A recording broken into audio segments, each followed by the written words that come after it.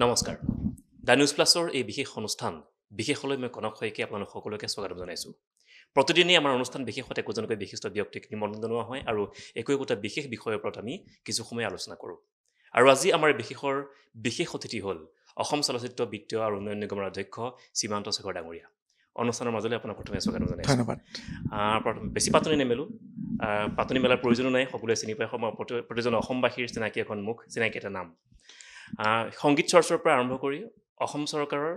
চলচ্চিত্ৰ বিত্ত উন্নয়ন নিগমৰ অধ্যক্ষলৈকে গোটেই পৰিক্ৰমাটো পাৰ্থক্যটো কি সংগীত চৰ্চা আৰু বিত্ত উন্নয়ন নিগমৰ চলচ্চিত্ৰ বিত্ত উন্নয়ন নিগমৰ অধ্যক্ষৰ গুৰু দায়িত্ব চাওক পাৰ্থক্য বুলি মই বিশেষ একো দেখা নাই দুইটা বস্তুৰ অকল স্থানটো বেলেগ বেলেগ কিন্তু আপোনাৰ কৰ্ম যিটো পদ্ধতি সেইটো একেই সংগীত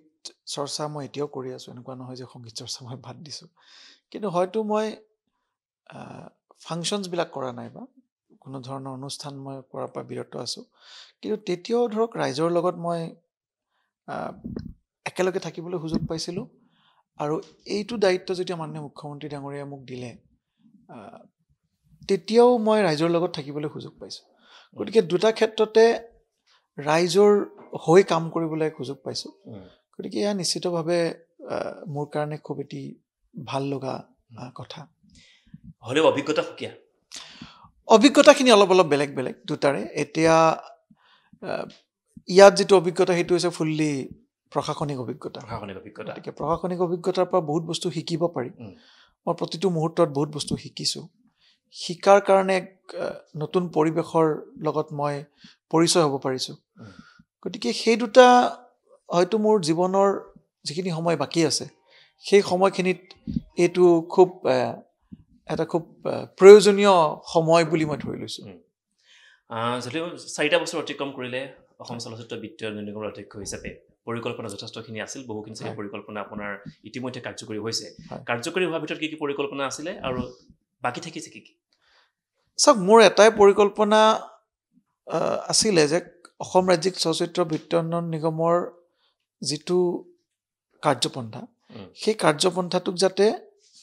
কোনো ধৰণৰ লবিজিম নোহোৱাকৈ বা কোনো ধৰণৰ কোনো ফেভাৰিজিম নকৰাকৈ মই যাতে আগবঢ়াই লৈ যাব পাৰোঁ যোগ্য মানুহখিনিক যাতে তাৰ যিটো প্ৰাপ্য সেই প্ৰাপ্যটো আমি সকলোৱে লগ লাগি দিয়াব পাৰোঁ আৰু এই এণ্টায়াৰ ফিল্ম ফাইনেন্স ডেভেলপমেণ্ট কৰ্পৰেশ্যনটোৰ এটা স্বচ্ছ আৰু নিকা ভাৱমূৰ্তি যাতে যেনেকৈ আগতে আছিলে পিছলৈ আমি ধৰি ৰাখিব পাৰিম আৰু মাননীয় মুখ্যমন্ত্ৰী ডাঙৰীয়াৰো মাৰ্গদৰ্শন আৰু তেখেতৰ আগ্ৰহটো আমি যথেষ্টখিনি কাম কৰিবলৈ সক্ষম হৈছোঁ এই যিটো লবিৰ কথা ক'লে অসম চলচ্চিত্ৰ বিত্তীয় উন্নয়ন নিগমৰ চলচ্চিত্ৰ উদ্যোগটোত লবি এনেকুৱা সূচনা হৈছিল নেকি আগতে ক'ৰবাত মই আপোনাক সম্পূৰ্ণৰূপে এটা কথা নকওঁ যে লবিৰ সূচনা হৈছিল নহৈছিল সেইটো বাৰু বিচাৰ্য বিষয় নহয় এতিয়া কিন্তু আমি ভাবোঁ যে সেইটো নোহোৱাটো ভাল নোহোৱাটো কিয় ভাল এখন অসমীয়া ছবি জগতখনক আমি এতিয়ালৈকে উদ্যোগীকৰণ কৰিব পৰা নাই উদ্যোগ বুলি আমি যে অসমত ছবি এটা ছ'চাইটি হৈ আছে ছ'চাইটি উদ্যোগ তেতিয়া হয় যেতিয়া তাক আমি সেই উদ্যোগটোৰ লগত বহুত কেইজনৰ জীৱিকা নিৰ্ভৰ কৰে বহুত কেইজনে নিজৰ জীৱিকাটোৰ চিকিউৰ জীৱিকা হিচাপে ল'ব পাৰে সুৰক্ষিত জীৱিকা হিচাপে ল'ব পাৰে তেনে ক্ষেত্ৰত বহুত বস্তু একেলগে ডেভেলপ কৰিব লাগিব এইটো নহয় যে আমি অকল আৰ্টিষ্টৰ ডেভেলপমেণ্টে লাগিব তাত চৰকাৰী পক্ষৰ আমাৰ যিমানখিনি সহায় সুবিধা গৈছে সেই সুবিধাখিনি যোগ্যজনে পাইছেনে নাই সেইটোৰ ওপৰত আমি গুৰুত্ব আৰোপ কৰিব লাগিব কিয়নো যেতিয়া যোগ্যজনে সেই সুবিধাটো পাব তেতিয়া সেই যোগ্যজনে এই ইণ্ডাষ্ট্ৰিটোত নিজৰ কণ্ট্ৰিবিউশ্যনটো দিব বা নিজৰ অৱদানটো দিব আৰু সেই অৱদানে এটা উদ্যোগীকৰণ হৈ পেলাই গোটেই সামূহিকভাৱে সকলোৱে আগবাঢ়ি যাব গতিকে মই বিচাৰোঁ যে অসম ৰাজ্যিক চলচ্চিত্ৰ বিত্তীয় উন্নয়ন নিগমৰ যিসমূহ আঁচনি মাননীয় মুখ্যমন্ত্ৰী ডক্টৰ হিমন্ত বিশ্ব শৰ্মা ডাঙৰীয়াৰ নেতৃত্বত আৰু মাৰ্গদৰ্শনে আমি যিবোৰ আঁচনি লৈছোঁ সেই আঁচনিবিলাক যাতে যোগ্য ব্যক্তিয়ে পায় এই 4টা বছৰত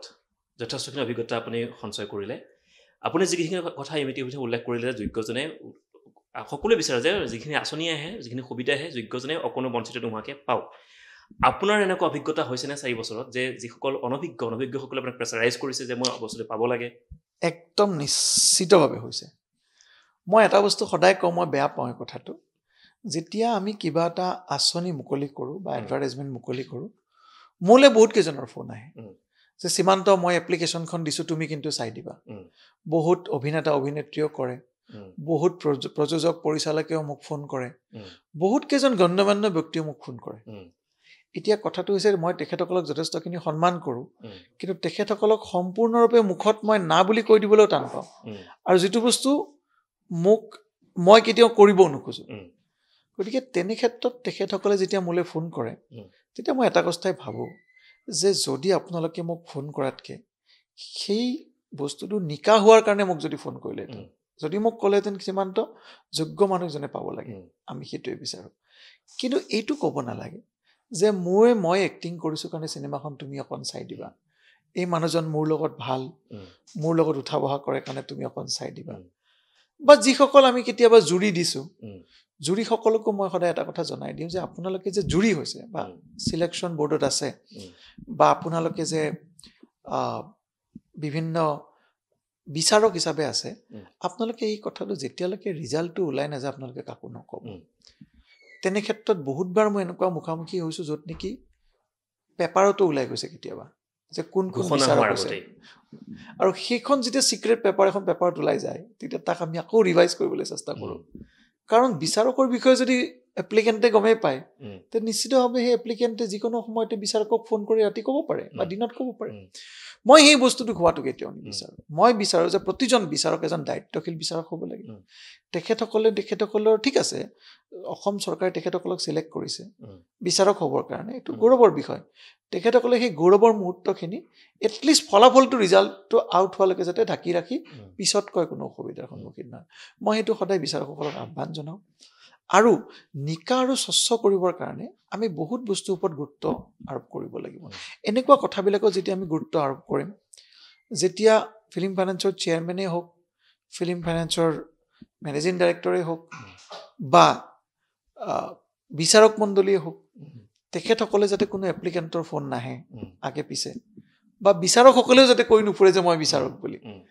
সেইটো কাৰণে মই সদায় তেখেতসকলক আহ্বান জনাওঁ। সিদিনা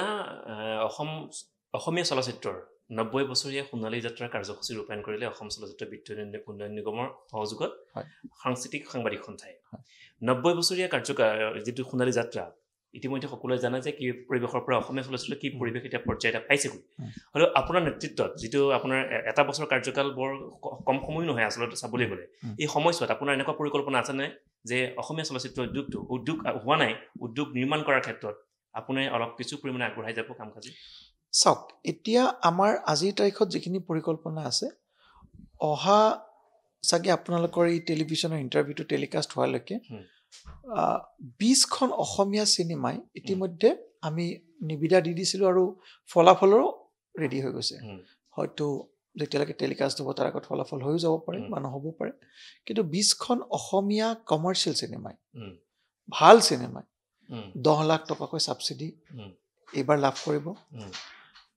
8খনমান অসমীয়া চিনেমা প্ৰযোজনাৰ কাৰণে ইতিমধ্যে এপ্লিকেশ্যন হৈ গৈছে, চিলেকশ্যনো হৈ গৈছে, তেখেতসকলে ঘোষণা হ'ব। 20ৰ 6খন 26খন চিনেমা হ'ল। তাৰপিছত আমি ডকুমেণ্টাৰী চিনেমাৰ কাৰণে আৰু নিবিদা দিম, আৰু 26খন চিনেমা লগতে আৰু এখন চিনেমা কেইদিনমান আগতে অসম ৰাজ্যিক চলচ্চিত্ৰ বিত্তীয় উন্নয়ন নিগমে কৰিলে, সেইখন হৈছে গোলাইচুৰখন যথেষ্ট জনপ্ৰিয় হৈছে। প্ৰথম কমাৰ্চিয়েল চিনেমা অসমীয়া, অসম ৰাজ্যিক চলচ্চিত্ৰ বিত্তীয় উন্নয়ন নিগমৰ প্ৰথম কমাৰ্চিয়েল চিনেমা গোলাইচুৰখন জনপ্ৰিয় হৈছে। সেই চিনেমাখনৰ মই এটা কথা কৈছোঁ যে সেই চিনেমাখনৰ পৰা আমি ইনকাম ঘূৰাই পাওঁ। অসম ৰাজ্যিক চলচ্চিত্ৰ বিত্তীয় উন্নয়ন নিগমে প্ৰথমবাৰৰ বাবে নিজৰ ইনভেষ্টমেণ্ট ঘূৰাই পাব এখন চিনেমাৰ পৰা। আজিলৈকে কোনো চিনেমাত ইনভেষ্টমেণ্ট আমি ঘূৰাই পোৱা নাই। গোলাইচুৰে প্ৰথমখন চিনেমা হ'ব যিখনৰ পৰা আমি ইনভেষ্টমেণ্ট ঘূৰাই পাম। ইতিমধ্যে আমি OTT প্লেটফৰ্মৰ লগতো কথা পাতিছোঁ, তেখেতসকলক আমি কণ্টেক্ট কৰিছোঁ। ধৰক কম সময়ৰ ভিতৰতে গোলাইচুৰত যিমান ইনভেষ্ট হৈছিলে গোটেই পইচাখিনি প্ৰযোজকেও পাব আৰু আমি এজ এ প্ৰযোজক আছোঁ আমিও পাম ঘূৰাই। সেইটো কথা। 26খন চিনেমা এতিয়ালৈকে কেতিয়াও একে বছৰত হোৱা নাই। প্ৰডাকশ্যন আৰু ছাবচিডি পোৱা নাই এইবাৰ প্ৰথমবাৰৰ কাৰণে 26খন চিনেমা একেলগে পাইছে তৃতীয় কথা মাননীয় মুখ্যমন্ত্ৰী ডাঙৰীয়া আগ্ৰহত আৰু মাননীয় সাংস্কৃতিক পৰিক্ৰমা ব্যৱহাৰ মন্ত্ৰী বিমল বৰা ডাঙৰীয়া আগ্ৰহত আমি 50টা চিনেমা হলত ছাবচিডি দিছো 50 লাখ টকা এইটো প্ৰথমবাৰৰ কাৰণে হৈছে আমি এখন ভ্যানিটি ভ্যান দি আছো অহা এপ্ৰিল মাহৰ শেষৰ ফালে মাননীয় মুখ্যমন্ত্ৰী ডাঙৰীয়া ভ্যানিটি ভ্যানখন উৎসৰ্গা কৰিব অসমৰ চলচ্চিত্ৰৰ কৰ্মীসকললৈ ইমান দিনে যিসকল কৰ্মী আমাক কৈ আছিলে যে এখন ভ্যানিটি ভ্যান লাগে যিসকল আমাৰ অভিনেতা অভিনেত্ৰী আছে তেখেতসকলে বহুত দূৰত শ্বুটিং কৰিব গ'লে ভ্যানিটি ভ্যান এখন নহ'লে তেখেতসকলৰ বহুতখিনি অসুবিধা হয় তেখেতসকলে ক'ত বহিব ক'ত তেখেতসকলৰ বস্তুবিলাক থব বা সিকিউৰিটি ৱাইজো বিশেষকৈ মহিলা যিসকল আমাৰ অভিনেত্ৰী আছে তেখেতসকলৰ আটাইতকৈ বেছি অসুবিধা হোৱা দেখা পাওঁ গতিকে তেনে ক্ষেত্ৰত আমি এখন ভ্যানিটি ভ্যান মুকলি কৰি দিম এপ্ৰিল মাহৰ শেষৰ ফালে ইতিমধ্যে বনি আছে তো সেইটো প্ৰথমবাৰৰ কাৰণে হ'বলৈ লৈছে 11 বছৰ পিছত অসম ৰাজ্যিক চলচ্চিত্ৰ বিত্ত উন্নয়ন নিগম স্থাপিত হৈছিলে 74ত 74ৰ পৰা আজিলৈকে আমাৰ অসম ৰাজ্যিক চলচ্চিত্ৰ বিত্ত উন্নয়ন নিগমৰ এটা নিজৰ চিনেমা হল নাছিল এতিয়া আমাৰ হাতত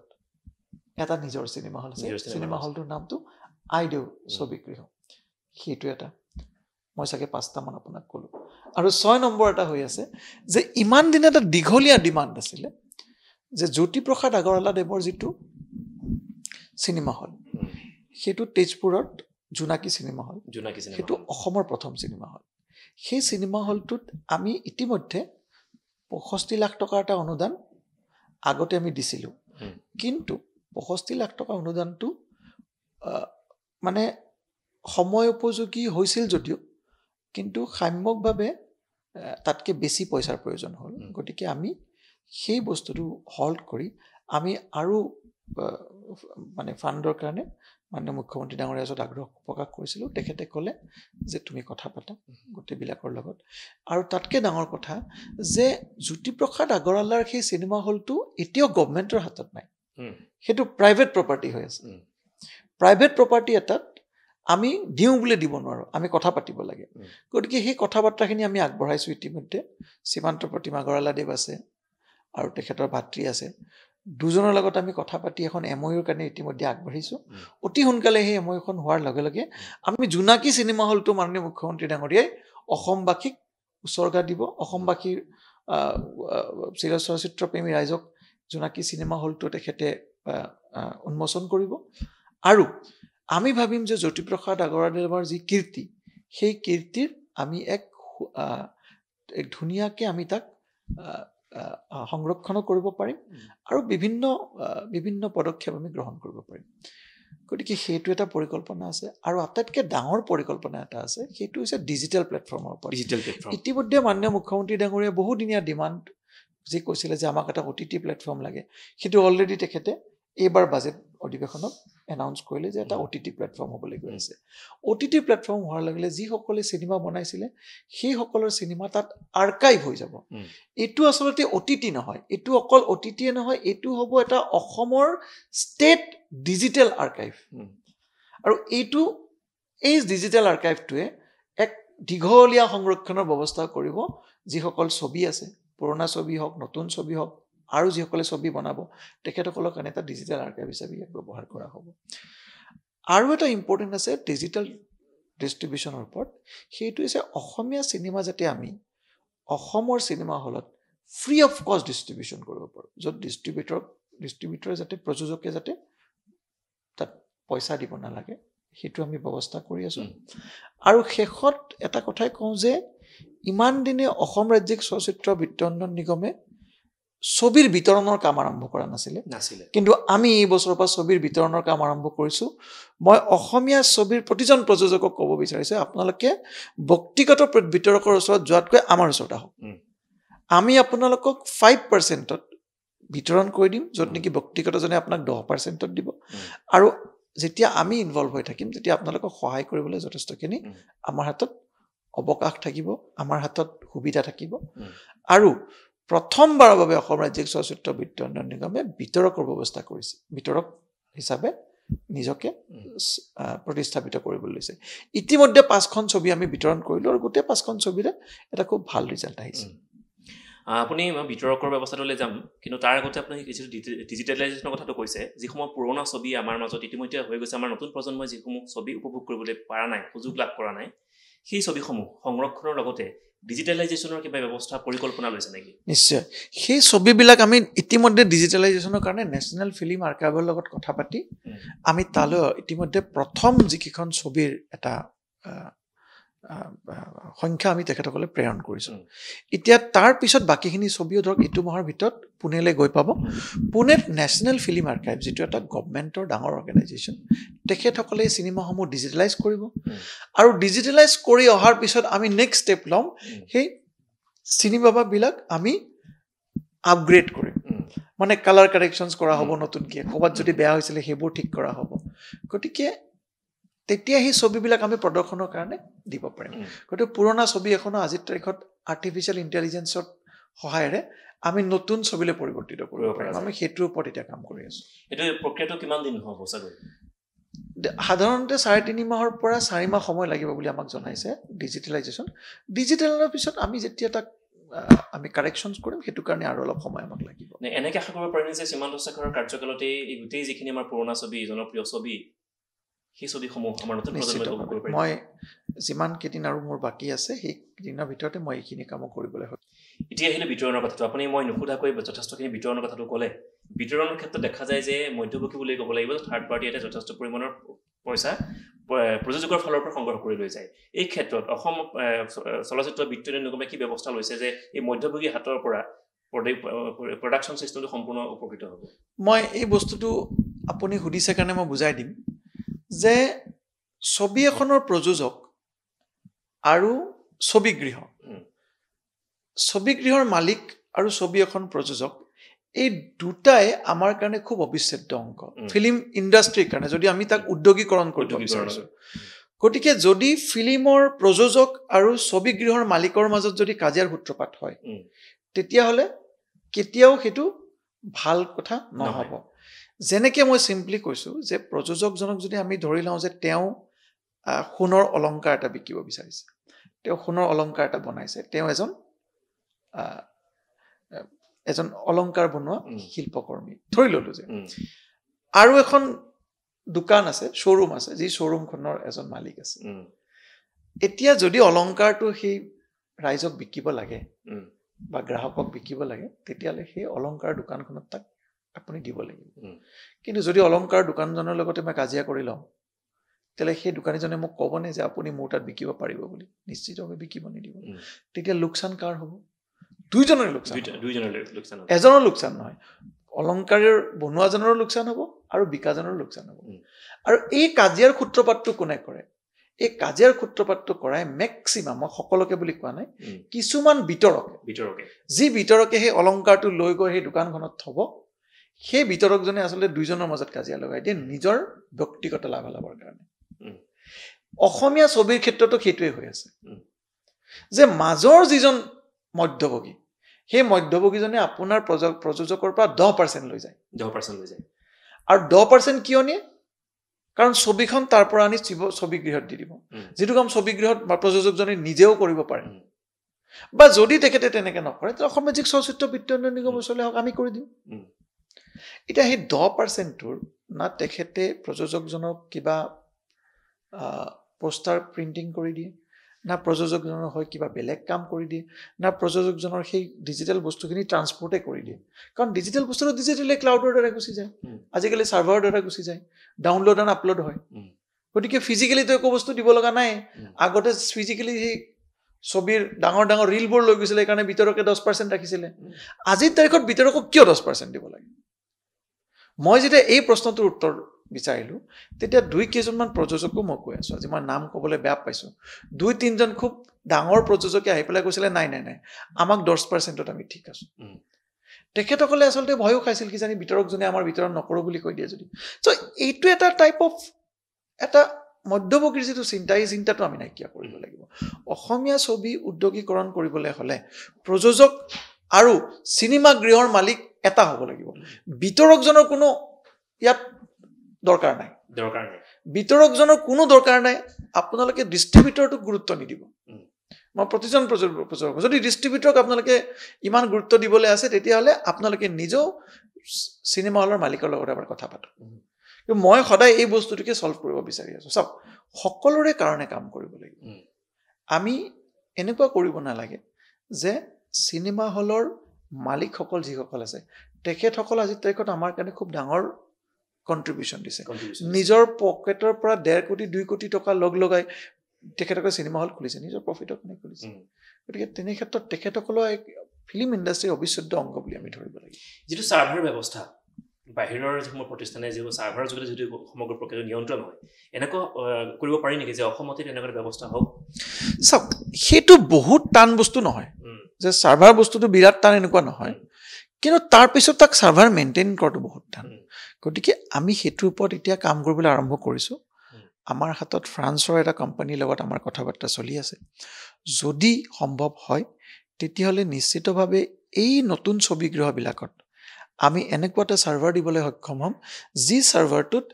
1 টকা নোহোৱাকৈ অসমীয়া ছবিৰ প্ৰযোজকে চিনেমা হলত চিনেমাখন স্ক্ৰীন কৰিব পাৰে য'ত নেকি এতিয়া ছবিখন ৰেডি হোৱাৰ পিছত চিনেমা হললৈ লৈ যাবৰ কাৰণে অকল আপলোডিং আৰু ডিজিটেল ডিষ্ট্ৰিবিউশ্যনৰ নামত এজন প্ৰযোজকৰ মিনিমাম 15 লাখৰ পৰা 20 লাখৰ পৰা 25 লাখ টকা যায়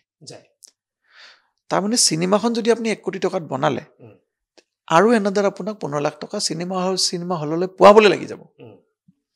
এতিয়া সেই 15 লাখ টকাটো যদি জিৰ' হৈ যায় যথেষ্ট উপকৃত হ'ব তাতকৈ ডাঙৰ কথা এই যিটো মনোপলি সেই মনোপলিটো নাইকিয়া হৈ যাব গতিকে আমি বিচাৰিছোঁ যে তেনেকুৱা ছিষ্টেম এটা অতি সোনকালে আমি ইমপ্লিমেণ্ট কৰোঁ আৰু যদি সম্ভৱ হয় তেতিয়াহ'লে এইটো বছৰতে আমি তাক ইমপ্লিমেণ্ট কৰোঁ খুব এটা ডাঙৰ আৰু গুৰুত্বপূৰ্ণ কথা যে অসমীয়া চলচ্চিত্ৰ জগতত বিশেষকৈ প্ৰডিউচাৰসকলে যিটো অভাৱ অভিযোগ কৰি থাকে যিটো অসুবিধাৰ অনুভৱ কৰি থাকে যে মধ্যভোগীয়ে 10% ফ্ৰীতে লৈ যায় ওপৰতে লৈ যায় এইটো আৰু এই অসম চলচ্চিত্ৰ বিত্তীয় উন্নয়ন নিগমৰ পৃষ্ঠপোষকতাত নিশ্চিতভাৱে এইটো আগন্তুক দিনত ৰেহাই হ'ব চাওক মই নিয়াটো বেয়া বুলি কোৱা নাই মই কৈছোঁ 5% চাফিচিয়েণ্ট এজন বিতৰকৰো তেখেতো কষ্ট কৰে নকৰা নহয় গতিকে বিতৰকে 5% চাফিচিয়েণ্ট কিন্তু প্ৰযোজকসকলে মাত মাতিব লাগে অসম চলচ্চিত্ৰ বিত্তীয় উন্নয়ন নিগমে যদি ব্যৱস্থাটো সম্পূৰ্ণৰূপে গ্ৰহণ কৰে তেতিয়াহ'লে সেই 5%টো আমিতো 5%তে কৰি দিম যদি আমাৰ ওচৰত নাহেও তেতিয়াহ'লে প্ৰযোজকসকলে ব্যক্তিগত বিতৰকসকলক কওক যে আমি 5% ওপৰত দিব নোৱাৰোঁ কিয়নো হিন্দী চিনেমা এখনতো তেখেতসকলে 5%ত তাতকৈ ডাঙৰ কথা প্ৰযোজকসকলে জানিব লাগে যে যিকোনো বিতৰকে হিন্দী চিনেমাখন বিতৰণ কৰাৰ ক্ষেত্ৰত তেখেতসকলে মিনিমাম গেৰাণ্টি দি লৈ আহে প্ৰযোজকক মিনিমাম গেৰাণ্টি মানে কি প্ৰযোজকক 50 লাখ বা 1 লাখ টকা 1 কোটি টকা এডভান্স দি আহে অসমীয়া চিনেমাটো এডভান্স নিদিয়ে আৰু বিতৰকে পইচা কেতিয়া প্ৰযোজকক দিয়ে যেতিয়া চিনেমা হলৰ পৰা পইচা আহে তেতিয়াহে দিয়ে তাৰমানে বিতৰকে যে 10% ৰাখি আছে তাত তেওঁ নিজৰ ইনভেষ্টমেণ্টটো নাই 1 টকা গতিকে এইটো বিজনেছটো অলমষ্ট এটা মনোপলি বিজনেছ হয় গতিকে এই বস্তুটোৱেতো ফিল্ম ইণ্ডাষ্ট্ৰীটো ধ্বংস কৰিব ওপৰলেতো কেতিয়াও নিনিয়ে কাৰণ প্ৰযোজকেতো সদায় চাৰিওফালৰ পৰা প্ৰযোজকৰ হাতৰ পৰাই পইচা যায় বিতৰকজনৰ কি ৰিস্ক তেওঁ লছ হ'লেও 10% পাব লাভ হ'লেও 10% পাব যিটো 5% আপোনালোকে সংগ্ৰহ কৰিলে ক'লে 5খন চিনেমা ইতিমধ্যে আপোনালোকে ডিষ্ট্ৰিবিউট কৰিছে এই 5% আপোনালোকে ক'ত ব্যৱহাৰ কৰিব চাওক অসম ৰাজ্যিক চলচ্চিত্ৰ বিত্ত উন্নয়ন নিগমৰ প্ৰথম মেণ্ডেটটো হৈছে আমি যি পইচা ব্যৱহাৰ কৰিম সেই পইচা অসমীয়া ছবিৰ কাৰণে ব্যৱহাৰ কৰিম গতিকে আমাৰ তাত যিটো 5% আহিছে সেইটো আকৌ পিছত কোনোবা এখন অসমীয়া ছবিৰ ডিষ্ট্ৰিবিউশ্যনতে আমি ইউজ কৰিম বা কোনোবা এখন চিনেমাক ছাবচিডি দিবলৈ আমি ব্যৱহাৰ কৰিম তাৰমানে অসমীয়া ছবিৰ পইচা আকৌ অসমীয়া ছবিলৈ ঘূৰি যাব ৰিচাইকেল ছিষ্টেম তেনে ক্ষেত্ৰত প্ৰতিজন প্ৰযোজকে যদি অসম ৰাজ্যিক চলচ্চিত্ৰ বিত্ত উন্নয়নক কয় তেতিয়া আমি ডিষ্ট্ৰিবিউশ্যন কৰি দিম এনেও আৰু এটা ডাঙৰ কথা যেতিয়া ব্যক্তিগত এইটো প্ৰমাণিত হৈছে যেতিয়া ব্যক্তিগত বিতৰকৰ ওচৰত আপোনালোকে যাব বা ডিষ্ট্ৰিবিউটৰৰ ওচৰত যাব কিবা এটা প্ৰব্লেম হ'লে কিন্তু আকৌ আমিয়ে সোমাব লাগে যে অমুক চিনেমা হলখনত আমাৰ স্ক্ৰীনখন দিব খোজা নাই বা দিয়া নাই তেতিয়া আকৌ অসম ৰাজ্যিক চলচ্চিত্ৰ বিত্ত উন্নয়ন নিগমৰ অফিচলৈ প্ৰযোজকে আকৌ এপ্লিকেশ্যন দিব লাগে তাতছে ডাইৰেক্ট আমাকে দি দিয়ক নহয় জানো যদি বিতৰকজনক দি আপুনি বিতৰকজনক 10% দিলে আৰু তাৰ প্ৰব্লেমটোও তেওঁ চল্ভ কৰিব নোৱাৰে তেওঁ অসুবিধাটোও দূৰ কৰিব নোৱাৰে অথচ আপোনাৰ পৰা 10% ল'লেও তাৰপিছত আকৌ অসুবিধাটো দূৰ কৰিবলৈ অসম ৰাজ্যিক চলচ্চিত্ৰ বিত্ত উন্নয়ন নিগম আগলৈ আহিব লাগে তাতছে বেছি অসম ৰাজ্যিক বিত্ত উন্নয়ন নিগমক আপোনালোকে নিজৰ অংশীদাৰ হিচাপে লৈ লওক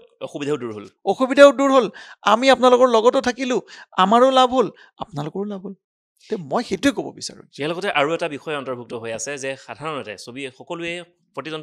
প্ৰডিউচাৰে এটা চেষ্টা কৰে যে মোৰ ছবিখনে সৰ্বাধিক দৰ্শক লাভ কৰক আৰু ছবি এখন যেতিয়া চিনেমা হললৈ আহে যে চিনেমা হলৰ সেই টাইমক লৈ পেলাই যথেষ্ট গণ্ডগোলৰ পৰিৱেশ সৃষ্টি হোৱা সূচনা ইতিমধ্যে বহুত উদাহৰণ তেনেকুৱা আছে এই যিসমূহ সময়ক লৈ পেলাই যিটো কনফ্লিক্ট চলি আছে দীৰ্ঘদিন ধৰি এই কনফ্লিক্টটো দূৰ কৰিবৰ কাৰণে কিবা ব্যৱস্থা আছে নেকি এইটো চাওক আপুনি বৰ ধুনীয়া প্ৰশ্ন কৰিছে মই আজি আপোনাৰ অনুষ্ঠানতে বুজাই দিওঁ যে প্ৰযোজকসকলে বুজা উচিত যে হোৱাট ইজ প্ৰাইম টাইম এতিয়া আপোনাৰ ডি নিউজ প্লাজৰ প্ৰাইম টাইমটো কোনটো আবেলি 7টা বজাৰ নিউজটো 7:30 বজাৰ নিউজটো তাৰমানে 7টা বজাৰ আৰু 7:30 বজাৰ নিউজটো বেছি সংখ্যক মানুহে চায় ঘৰত বহি চায় এতিয়া মোক আপোনালোকে কওক যে সেই প্ৰাইম টাইমটো সেই একেটা প্ৰাইম টাইম আপোনালোকে যদি আপোনালোকৰ মতে 7টাৰ পৰা 7:30 প্ৰাইম টাইম এই একেটা প্ৰাইম টাইম বেলেগ বেলেগ জেগাত একে হয়নে কেতিয়াও নহয় বেলেগ বেলেগ হ'ব কাৰণ 7টা বজাৰ নিউজটো আমাৰ নলবাৰীতে হওক টিহুতে হওক বা যোৰহাটতে হওক বা বঙাইগাঁৱতে হওক গাঁৱৰ ভিতৰৰ মানুহখিনিয়ে 7টা বজাৰ নিউজটো চাব ঠিকে চায় কিন্তু গুৱাহাটী চহৰত 7টা বজাৰ নিউজটোত মানে ঘৰ গৈ নাপায় বজাৰ কৰি মেলি ট্ৰেফিকত ফচি মেলি গৈ পাওঁতে 8টা বাজিব তাৰমানে গুৱাহাটীত যদি আপুনি ভিউৱাৰ্ছটো চায় 7টা বজাৰ নিউজটোত গুৱাহাটীৰ ভিউৱাৰ্ছ কম কিন্তু আমাৰ গাঁৱৰ ভিউৱাৰ্ছটো বেছি এতিয়া প্ৰাইম টাইম কোনটো আচলতে গুৱাহাটীৰ কাৰণে 7টা বজাটো প্ৰাইম টাইম নহয় কাৰণ গুৱাহাটীৰ মানুহখিনি ঘৰত গৈ পাই 8টা বজাত নিউজটো চায় গতিকে 8টা বজাত যিটো নিউজ চলে সেইটো ডিএ নিউজ প্লাছৰ কাৰণে 8টাৰ পৰা 8:30টো prime time for Guwahati for গাঁও 7টাৰ পৰা 7:30টো প্ৰাইম টাইম তাৰমানে আচলতে মোক আপুনি প্ৰাইম টাইম কোনটো মানে যিবিলাক অঞ্চলত যি ধৰণৰ সুবিধা হ'ব একজাক্টলি অসমীয়া ছবিৰ ক্ষেত্ৰতো প্ৰাইম টাইম সদায় 5টাৰ পৰা 5:30 শ্ব'টো নহয় গুৱাহাটীৰ কাৰণে প্ৰাইম টাইম শ্ব'টো 7টাতো হ'ব পাৰে 8টাতো হ'ব পাৰে আৰু গাঁৱৰ কাৰণে সেই একেটা শ্ব' কিন্তু মেটিনি শ্ব' কাৰণ গাঁৱৰ মানুহে ৰাতি 5:30 গধূলি 5টা বজাত শ্ব'টো যদি চাবলৈ আহে তেতিয়াহ'লে শেষ হওঁতে 9:30 10টা বাজি যায় আৰু গাঁৱত গৈ পেলাই 9:30 10টা বজাত ভাত বনাই পৰিয়ালক খুৱাই আমাৰ আই মাতৃসকলে ভনীসকলে যদি খুৱাই মেলি যাবলৈ ৰাতি 12টা 1টা বজাত শুব লাগিব যিটো সম্ভৱ নহয় গতিকে গাঁৱৰ ক্ষেত্ৰত কি হয় যে গধূলি দুপৰীয়া 2টা বজাৰ শ্ব'টো চাবলৈ তেখেতসকলে ভাত পানী খুৱাই ল'ৰা ছোৱালীক স্কুললৈ পঠিয়াই বা ল'ৰা ছোৱালী স্কুলৰ পৰা অহাৰ পিছত 2:30 বজাত ধুনীয়াকৈ চিনেমাখন ল'ৰা ছোৱালীক লৈ পেলাই চাব আহিব পাৰে 5:30 6টাত ছুটি হ'ল ঘৰলৈ গ'ল চাহ পানী খালে তাৰপিছত ভাত পানী দুপৰীয়া ভাত বনালে ৰাতি ভাত বনালে শুই থাকিলে তাৰমানে যদি আপুনি সেই চিনেমাখন মই গাঁৱত যদি 5টা বজাত লগাই দিওঁ মানুহ হ'বনে নিশ্চিতভাৱে গতিকে 5টা বজাতো গাঁৱৰ কাৰণে প্ৰাইম টাইম নহয় গতিকে চিনেমা হলৰ মালিকবিলাকে এই কথাটো জানে বিতৰকবিলাকে এটা কনফিউজন ক্ৰিয়েট কৰি দিয়ে প্ৰযোজকক যে চিনেমা হলৰ মালিকটোৱে মোক 5:30 বজাত লগাব দিয়া নাই 2:30 বজাত লগাইছে প্ৰযোজকে ভাবে 2:30 বজাতো কেতিয়াও প্ৰাইম টাইম হ'ব নোৱাৰে প্ৰাইম টাইম মানে 5:30 বুলিয়ে ভাবোঁ আমি গতিকে মই প্ৰযোজকসকলক বুজাই দিছোঁ যে আপোনালোকে প্ৰাইম টাইমটো 5:30 বজাবলৈ নধৰিব অলপ নিজে যদি এনালাইচিছ কৰে আপোনালোকে গম পাব যে কোনটো ঠাইত ক'ত কেতিয়া কি হ'ব বিশেষকৈ চাহ বাগিচাৰ অঞ্চলবিলাকত মই কৈছোঁ চাহ বাগিচাৰ মজদুৰসকলৰ আটাইতকৈ গুড টাইমটো হৈছে মঙলবাৰ তেখেতসকলে মঙলবাৰে মষ্ট প্ৰবলি ছুটি লয় তো যিকোনো আমি বাগিচাৰ শ্ব' চলালে সদায় মঙলবাৰে চলাওঁ কিন্তু সেই একেটা বাগিচাৰ শ্ব' যদি আপুনি বেলেগ দিন চলে তেতিয়াহ'লে তেখেতসকলে চাবলৈ নোৱাৰিব কাৰণ কাম থাকে গতিকে কথাবিলাক তেনেকুৱা কিন্তু ইয়াৰ মাজতে আৰু এটা বিষয় অন্তৰ্ভুক্ত হৈ থাকে যে যেতিয়া বাহিৰৰ হিন্দীৰ যেতিয়া এখন বিগ বাজেটৰ মুভি যেতিয়া আহিব অসমীয়া চিনেমাখন নমাই পেলাই হিন্দী চিনেমাখনক প্ৰাধান্য দিয়া হয় এনেকুৱা সেইটো একদম নহয় মই সেইটো আপোনাৰ কথা কৈছোঁ চাওক যদি সেইটোৱে হয় যেতিয়া ৰঘুপতি চিনেমাখন চলি আছিলে তেতিয়া বিগ বাজেটৰ এখন চিনেমা ৰিলিজ হৈছে প্ৰভাসৰ ৰামায়ণ আছিল নেকি মষ্ট প্ৰবলি ৰামায়ণ মেবি তেনেকুৱা বিগ বাজেট আছিলে প্ৰভাস ৰাম হৈছিলে পিছত কণ্ট্ৰভাৰ্চি হৈছিলে সেইখন ৰিলিজ হৈছিলে আপুনি বিশ্বাস কৰক সেইখনত মানুহ চাবলৈ যোৱা নাছিলে কাৰণে সেইখন চিনেমা তেখেতসকলে আঁতৰাই ৰঘুপতি চলাই আছিলে এই বিদুৰ ভাইৰ সময়তো তেনেকুৱা হ'ল বিদুৰ ভাই যেতিয়া চলি আছিলে অসমীয়া চিনেমা বেলেগ হিন্দী চিনেমা বহুত ভাল ভাল এক্টৰ হিন্দী চিনেমাত 2-3টা মানুহ হয় আৰু এতিয়া ইণ্টাৰেষ্টিং কথা এতিয়া হিন্দী চিনেমা চাবলৈ মানুহ নাহে আমাৰ আইডিঅ' ছবিগৃহত আমি হিন্দী চিনেমা চলাওঁ মই আপোনাক ডেটা দি দিম ডাঙৰ ডাঙৰ প্ৰযোজকৰ ছবি ডাঙৰ ডাঙৰ এক্টৰৰ ছবি 3টা 2টা 1টা মানুহ হয় য'ত নেকি অসমীয়া ছবি এখন চলি থাকিলে তাত কিন্তু 15টা 20টা এভাৰেজ মানুহ আহে একেবাৰে যদি চিনেমাখনৰ প্ৰমোশ্যনো নাই বা এডভাৰটাইজমেণ্টো নাই তেতিয়াও 20জন মানুহ আহে এতিয়া আপুনি কেনেকৈ ক'ব যে এখন অসমীয়া চিনেমা গুচাই দিছে, আমি তেনেকুৱা বহুতবাৰ পাইছোঁ, আমি তেতিয়া এনালাইচিছ কৰোঁ যে চিনেমাখন চাবলৈ কিমান মানুহ আহিছে। এতিয়া আপুনি সেইটো চিন্তা কৰিব লাগিব, এজন চিনেমাৰ হলৰ মালিকে যেতিয়া গম পাব যে অসমীয়া যিকোনো এখন চিনেমা লগাই মানুহ আহিছে 2জন 3জন, তেওঁ প্ৰথম শ্ব'টো লগাব, ছেকেণ্ড থাৰ্ড শ্ব'টো তেওঁৰ পকেটৰ পইচা লগাব নেকি? তেওঁতো লগাব নোৱাৰে। তেতিয়া তেওঁ তাতকৈ বেছি যিজন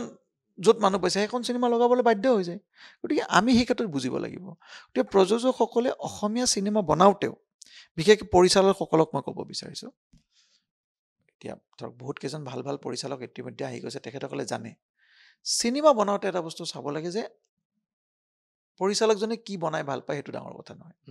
ৰাইজে কি চাই ভাল পায় সেইটো ডাঙৰ কথা। যেতিয়া আপুনি ৰাইজৰ চকুৰে চাই পেলাই চিনেমাখন বনাব, তেতিয়া ৰাইজে চাবলৈ আহিব আৰু প্ৰযোজককো আপুনি পইচাটো ঘূৰাই দিব পাৰিব, বা প্ৰযোজকে আকৌ এখন চিনেমা বনাবৰ কাৰণে আৰু উৎসাহিত। বিগত বৰ্ষত যিসমূহ চিনেমা ইতিমধ্যে মুক্তি লাভ কৰিছিল, তাৰ ভিতৰতে আপুনি ক'লেই যে ব্যৱসায়িকভাৱে সফল ছবি হ'ল বিদুৰ ভাই, ব্যৱসায়িকভাৱে সফল ছবি হ'ল আপুনি ইতিমধ্যে ক'লে যে ৰঘুপতি ব্যৱসায়িকভাৱে সফল, আৰু এখন ব্যৱসায়িক, মানে অকল মই দুখনৰ নাম কোৱা নাই, এনেকুৱা বহুত চিনেমা আছে, কিন্তু তাৰ ভিতৰতে একেবাৰে নিম্নগামী, স্বৰ্গৰতে ব্যৱসায়িকভাৱে সফল, কিন্তু তাৰ ভিতৰতে অতি নিম্নগামী চিনেমাও আছে। কিন্তু আপুনি বিদুৰ ভাই যিধৰণে হিলদল ভাঙি চাবলৈ গ'ল, ৰঘুপতি যিধৰণে চাবলৈ গ'ল, স্বৰ্গৰত যিধৰণে চাবলৈ গ'ল, কিন্তু তাৰ পৰিৱৰ্তে আন বহুকেইখন ছবি আছে যে সম্পূৰ্ণভাৱে মুখ ঠেকেচা খাইছে, কণ্টেণ্টৰ দুৰ্বল নেকি? ক'লে এতিয়া বহুত কথা ক'ব লাগিব আপোনাক, কিছুমান বস্তু অলপ কণ্ট্ৰভাৰ্চিয়েলো হৈ যায়, কিন্তু সঁচা কথা, সঁচা কথাটো অলপ শুনিবলৈ তিতাও লাগে। যেতিয়া প্ৰযোজক আৰু পৰিচালকে ছবিৰ অভিনেতা অভিনেত্ৰী, ছবিৰ কাহিনী, ছবিৰ কাৰিকৰী দিশ, ছবিৰ সংগীতৰ দিশ, সামগ্ৰিকভাৱে গোটেইখিনিতে কোনোবা এটা বস্তুটো যদি কম্প্ৰমাইজ কৰে, সেই ছবিখনৰ কিন্তু ক্ষতি হয়। যদি পৰিচালকে ভাবে যে মোৰ জীয়ৰীক মই হিৰইন বনাম, কিন্তু মোৰ জীয়ৰী এক্টিং কৰিব পৰাকৈ সক্ষম নহয়, কিন্তু মই হিৰইন বনাম। যদি প্ৰযোজকে ভাবে যে মোৰ ল'ৰাটোক মই হিৰো বনাম, কিন্তু হিৰোৰ কোনো ধৰণৰ এক্টিং কৰিব পৰা সক্ষমতা নাই, তেতিয়া সেই বস্তুটো কম্প্ৰমাইজ হৈ যায়। বা মোৰ শ্ৰীমতীয়ে এটা কাহিনী লিখিছে, সেই কাহিনীটো মই প্ৰযোজক আৰু পৰিচালনক দি পেলাই মই এক্টিং কৰিম, আৰু তেখেতে কাহিনী চিত্ৰনাট্য লিখিব, যাৰ হয়তো চিত্ৰনাট্য লিখাৰ কোনো অভিজ্ঞতা নাই। মই কোৱা নাই যে নতুন মানুহে কৰিব নোৱাৰে, কেতিয়াবা ভালো হৈ যায়, কিন্তু যোগ্যতাৰ ভিত্তিত যদি চিলেকশ্যন হয়, প্ৰতিটো অসমীয়া চিনেমাত অভিনেতা অভিনেত্ৰী চিলেকশ্যনৰ ক্ষেত্ৰত যদি অডিশ্যন হয়, অডিশ্যন মানে এনেকুৱা নহয় যে অকল নতুনবিলাককে অডিশ্যন ল'ব পাৰে, ছিনিয়ৰ আৰ্টিষ্টে অডিশ্যন দিয়ে আজিকালি, দিব পাৰে।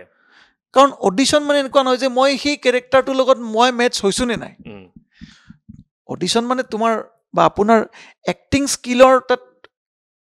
এনালাইচিছ হৈ থকা নাই যে এই কেৰেক্টাৰটোৰ লগত এই অভিনেতাজনে কৰিব পাৰিবনে নাই। সেই যে অহংভাৱটো যে মই ইমান ডাঙৰ এক্টৰ, মই কিয় অডিশ্যন দিম, সেইটো যেতিয়ালৈকে আমাৰ তাত থাকি যাব, তেতিয়ালৈকে আমি সদায় অসমীয়া ছবিক উদ্যোগীকৰণত বাধা হৈ থাকিব। সকলোৱে মুকলি মন হ'ব লাগে, সকলোৰে চিন্তা মুকলি হ'ব লাগে, অকল চিন্তা হ'ব লাগে যে কেনেকৈ আমি গোটেইবিলাকে লগ লাগি আগবাঢ়ি যাওঁ। আৰু এই যে নিগেটিভ আলোচনাবিলাক, যে কোনোবা এখন ছবিয়ে যদি আজি নেশ্যনেল এৱাৰ্ড পাই যায়, তাৰ পিছফালে বহুত লিখা আৰম্ভ হৈ যায়, ইউটিউবত দিয়া আৰম্ভ হৈ যায়, ছবি এখন অহাৰ লগে লগে বহুত ইউটিউবাৰ আহি যায়, বেয়াকৈ ক'বলৈ আৰম্ভ কৰে, চিনেমাখন অমুক হৈছে তমুক হৈছে, কিবা হৈছে ইবা হৈছে। এইবোৰ নকৰি, ঠিক আছে ভালকৈ ক'ব নালাগে, কিন্তু বেয়াকৈও ক'ব নালাগে। মই মোৰ সাংবাদিক বন্ধুসকলক অনুৰোধ জনাওঁ, আপোনালোকে এনেকুৱা নিউজবোৰ নকৰিব যে কোনোবা ইউটিউবাৰ যদি কোনোবা অসমীয়া ছবি এখন বেয়া বুলি কৈছে, তেওঁৰ ওপৰত আপোনালোকে নিউজ কৰি নিদিব।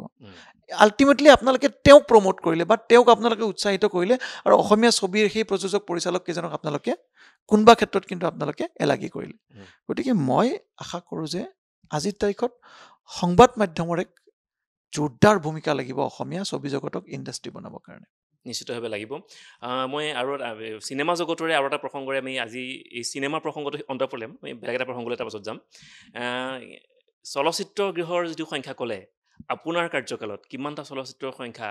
বৃদ্ধি পোৱাৰ সম্ভাৱনা আছে? চাওক, মোৰ কাৰ্যকাল বুলি মই নকওঁ, কিয়নো এইখন চকীত বহুত কেইজন গণ্যমান্য ব্যক্তি ভৱেন্দ্ৰনাথ শইকীয়া ডাঙৰীয়াৰ পৰাই বহি গৈছে তেখেতসকলে মোতকৈ বেছি অৱদান আগবঢ়াইছে মই এটা সৰু পৰ্টফলিঅ তেওঁলোকৰ আদৰ্শৰে আপুনি বাদ বুলিছে তেওঁলোকৰ আদৰ্শৰে বাদ বুলিছোঁ তেওঁলোকে যিখিনি কাম কৰিব বিচাৰিছে সেইখিনি অকণমান আগবঢ়াই দিয়াৰ কাৰণে সুযোগ পাইছোঁ তেনে ক্ষেত্ৰত মই কওঁ যে আজিৰ তাৰিখলৈকে প্ৰতিজন অধ্যক্ষৰ অধ্যক্ষতাত অসম ৰাজ্যিক চলচ্চিত্ৰ বিত্ত উন্নয়ন নিগমে সদায় ঊৰ্ধ্বমুখী যাত্ৰাই কৰিছে কেতিয়াও কাৰো কাৰণে কেতিয়াও বেয়া হোৱা নাই ছবিগৃহ আমি এতিয়া আজিৰ তাৰিখত আমাৰ হাতত মই জনাত স্ক্ৰীন হিচাপে যদি কালেক্ট কৰোঁ তেতিয়াহ'লে 132টা স্ক্ৰীন আমাৰ হাতত আজিৰ তাৰিখত আছে আৰু যদি 50খন যোগ লাগি যায় আৰু দুখনটো এখন টিহুত যিটো চিনেমা হল হ'ব এতিয়া নতুনকৈ হ'ব এইটো খুব ডাঙৰ চিনেমা হল হ'বলৈ গৈছে মাননীয় মুখ্যমন্ত্ৰী ডাঙৰীয়াই সেইটো আধাৰশিলাও স্থাপন কৰিছিলে আৰু তেখেতে তাৰ উন্মোচনো কৰিব শুভ উন্মোচন সেইটো লৈ পেলাই আমি যদি চাওঁ তেতিয়াহ'লে এনাডাৰ 52 চিনেমা হল আৰু 2 বছৰৰ ভিতৰত হৈ যাব আইডিও চিনেমা গৃহৰ লেখীয়াকৈ অসম ৰাজ্যিক চলচ্চিত্ৰ বিত্ত উন্নয়ন নিগমৰ নিজা ছবিগৃহ হোৱাৰ সম্ভাৱনা আছে নেকি নিশ্চিতভাৱে এই 50টা চিনেমা হলৰতো 20-25টা আমি নিজে কৰিম আমি চেষ্টা অব্যাহত ৰাখিছোঁ খুব এটা ভাল খবৰ আশা কৰিছোঁ যে অসমীয়া চলচ্চিত্ৰ জগতৰ যিটো দীৰ্ঘদিনীয়া অভাৱ যে ছবিগৃহৰ অভাৱ বুলি যিটো কোৱা হয় গ্ৰামাঞ্চলৰ নাগৰিকসকলে সাধাৰণতে চিনেমা চোৱাৰ পৰা বঞ্চিত হৈ থাকে কাৰণ তেওঁলোকে কমিউনিকেশ্যন গেপ সেই নিশ্চিতভাৱে এই ছবিগৃহসমূহ নিৰ্মাণ হৈ উঠিলে সেই অসুবিধাটো দূৰ হ'ব আৰু এটা আমি পদক্ষেপ লৈছোঁ সেইটো এতিয়া আৰম্ভ কৰিম জনতা চিনেমা বুলি যিটো ইতিমধ্যে ডিব্ৰুগড়ত হৈয়ে আছে ৰুৰেল মুভি চেণ্টাৰ যিবোৰ চেণ্টাৰ ধৰক এতিয়ালৈকে যেনেকৈ কালচাৰেল কমিউনিটি চেণ্টাৰ হল বা সেই হলবোৰ পৰিত্যক্ত অৱস্থাত আছে সেইবোৰ আমি চিনেমা হল প্লাছ কালচাৰেল চেণ্টাৰলৈকে ডেভেলপ কৰিম সেইটো আমাৰ চলি আছে পৰিকল্পনা এয়া আছিলে অসমৰ ৰাজ্যিক চলচ্চিত্ৰ বিত্ত উন্নয়ন নিগমৰ অধ্যক্ষ সীমান্ত শেখৰ কিন্তু এতিয়া আমি কথা পাতিম সংগীত শিল্পী সীমান্ত শেখৰ হিচাপে বিত্ত উন্নয়ন নিগমৰ অধ্যক্ষ গুৰু দায়িত্ব পালন কৰি আছে কিন্তু সংগীত চৰ্চা নতুন সৃষ্টি নতুন বছৰত কি আছে সীমান্ত শেখৰৰ মই এই বছৰ প্ৰায় 20টামান গান গাইছোঁ গোটেইকেইটা ৰিলিজে হৈছে বহুতকেইটা গান জনপ্ৰিয় হোৱা দেখিছোঁ মই ৰাইজে ভাল পোৱা মই দেখিছোঁ গতিকে এই বছৰ বহুত দিনৰ পিছত মই নিজে এটা ভিডিঅ' কৰিম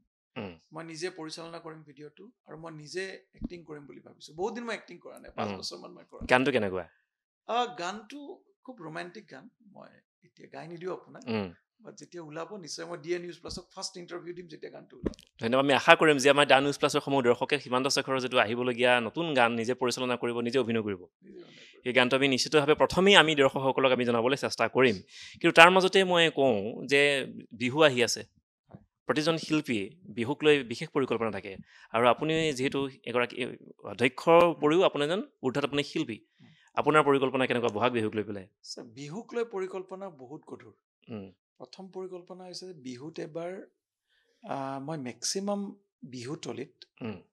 যিবোৰ বিহুতলীত মই যাব পাৰোঁ এবাৰ গৈ মুকলি বিহুখনত এবাৰ চাবলৈ মোৰ মন আছে কিয়নো যেতিয়া মই সম্পূৰ্ণৰূপে অনুষ্ঠান কৰি আছিলোঁ তেতিয়া ৰঙালী বিহুটো মই কেতিয়াও নাপালোঁ অকল অনুষ্ঠানত ৰাতিয়ে পাওঁ দিনটোতো শুয়ে থাকোঁ গোটেই ৰাতি ফাংচন হয় দিনটো শুই যাওঁ গতিকে সেই যিটো মুহূৰ্ত প্ৰথম কেইদিনৰ যিটো সাত বিহুৰ যিটো মুহূৰ্ত সাত বিহুৰ যিটো প্ৰথম দিনৰ মুহূৰ্তটো মই কেতিয়াও মানে নাপালোঁ এইবাৰ মোৰ খুব ইচ্ছা আছে যে লতাশিল বিহুতলীয়ে হওক চানমাৰী বিহুতলীয়ে হওক মোৰ নিজৰ টিহু চহৰৰ বিহুতলীখনেই হওক বা তেনেকুৱা যিসকল বিহুতলী যিখিনি আমাৰ খুব আপুৰুগীয়া পুৰণি বিহু মানে বিহু নাম গোৱা বিহুতলী সেই বিহুতলীবোৰত এবাৰ মুকলি বিহুৰ দিনা এবাৰ ৰাতিপুৱা যাবলৈ মন আছে এই মঞ্চখন ক'ৰবাত মিছ কৰা হৈছে নেকি যিটো ক'লে যে মঞ্চখন মানে অভ্যাগতভাৱে মই মঞ্চখন মিছ কৰিমেই অকণমান হ'লেও কিন্তু তাৰ মাজতে কেতিয়াবা মঞ্চত মই উঠিও দিওঁ গৈ পেলাই পটকৈ গুচি যাওঁ কোনোবা যদি কৈ দিয়ে এটা গান গাই দিয়া বুলি মই গান গাই থৈ গুচি এনেকুৱা ৰেকৰ্ডো আছে গতিকে সেই মিছটো মানে অলপ কম হৈ থাকে আৰু আপোনাৰ লগত বাদ্য সংগত কৰা যিসকল সহশিল্পী আছিল তেওঁলোকেও আপোনাক ফ'ৰ্চ কৰে নে বহুত ফ'ৰ্চ কৰে বহুত এতিয়াও মোক কৈ থাকে যে সীমান্ত আকৌ ফাংচন কৰিব লাগে এই বছৰো মোক কৈছে কিন্তু মই ভাবিছোঁ কি অকণমান মই বিৰতি দিছোঁ কিন্তু এনেকুৱা নহয় যে মই ফাংচন একেবাৰে বাদ দিছোঁ এটা সময়ত এইটো ফাংচন আকৌ আৰম্ভ কৰিম মই তাৰ মাজতে মই নুসুধিলে আমাৰ অনুষ্ঠান আধৰুৱা হৈ থাকিব কিছুমান বিতৰ্কতো সোমাই পৰাই সীমান্ত শেখৰ শেহতীয়াকৈ কিছুমান অনাহক বিতৰ্কৰ সূচনা হৈছিলে সেই বিতৰ্কৰ সন্দৰ্ভত সীমান্ত শেখৰৰ প্ৰতিক্ৰিয়া কি হ'ব চাওক বিতৰ্কৰ মানে পক্ষত বা বিপক্ষত ক'বলগীয়া বুলি একো নাই প্ৰথম কথাটো হৈছে কি মই বিতৰ্কবোৰ নিজে নকৰোঁ, হৈ যায় এতিয়া হৈ যোৱাৰ পিছত মই তাক যিমান পাৰোঁ নৰ্মেল কৰিব চেষ্টা কৰোঁ। আৰু জনপ্ৰিয় মানুহৰ বিতৰ্ক হ'বই, তেনেকুৱাও নহয় আচলতে। আমি কৰা কিছুমান কাম হয়তো যিসকলে প্ৰশ্ন তোলে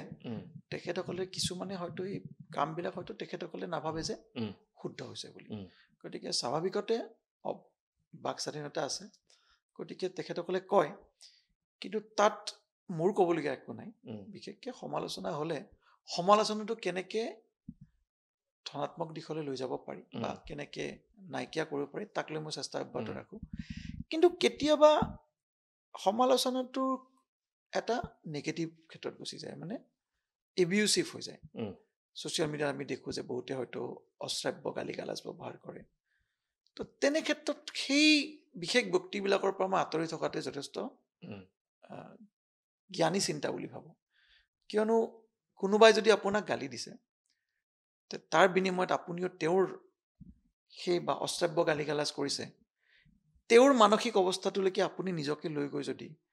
তেওঁৰ সেই তৰল চিন্তাধাৰাটোৰ লগত আপুনি নিজকে বিলীন কৰে, তেতিয়াহ'লে আপুনি নিজেও গলিব লাগিব। গতিকে মই নাভাবোঁ যে মই ইমান তললৈ গৈ তেখেতসকলৰ সেই তৰল চিন্তাটোত মই যোগ দিম আৰু তেখেতৰ নিচিনা ব্যৱহাৰ মই তেখেতক কৰিম। গতিকে মই তাৰ পৰা আটাইতকৈ ভাবোঁ যে তাৰ পৰা আঁতৰি থকা আৰু মৌন হৈ থকাটো